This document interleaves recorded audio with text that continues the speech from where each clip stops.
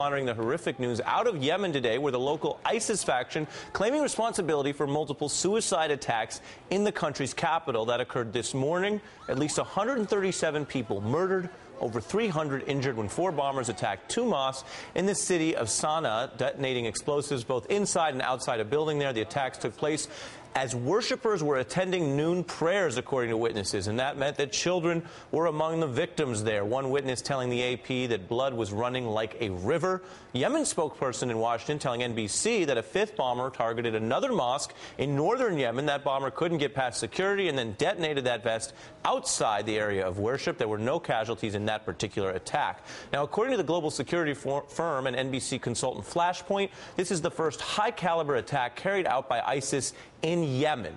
Joining me now to explain it all is our foreign correspondent and host of Roadmap on MSNBC's Shift, Eamon Molding.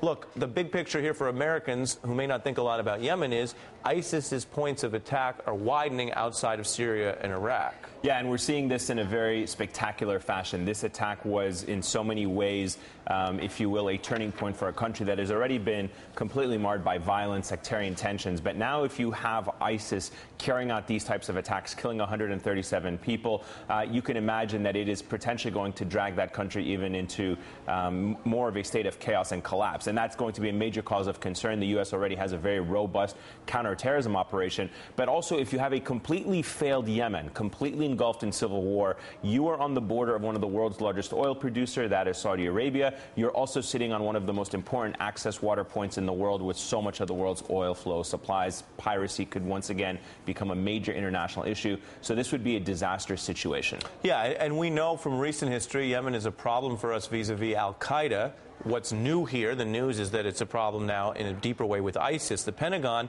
has said it's unable to account for more than $500 million in U.S. military aid given to Yemen, as you know.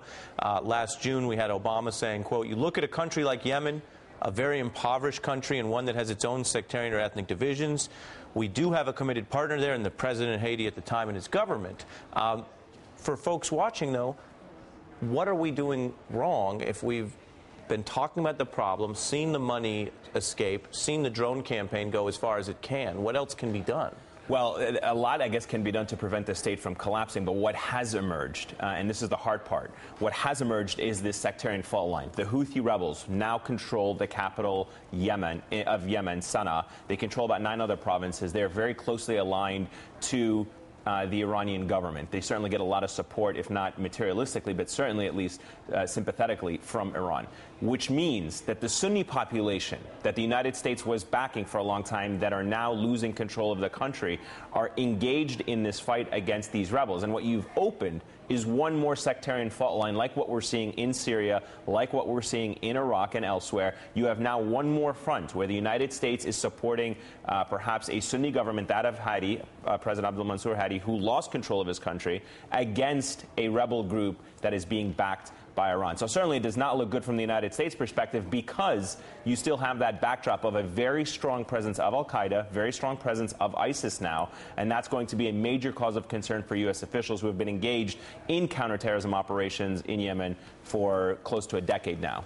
And I wonder if it goes to the question of what ISIS is and what it's becoming, because ISIS is a type of rebel group that has turf, that has land, which it says will restore a caliphate, and that makes it different than stateless terror groups.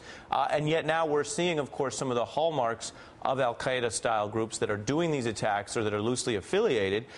And then many will remember the Boko Haram stated now that it is pledging its sort of allegiance to al-Baghdadi leading ISIS, yeah. And the skeptical response to that is, okay, what does that even mean?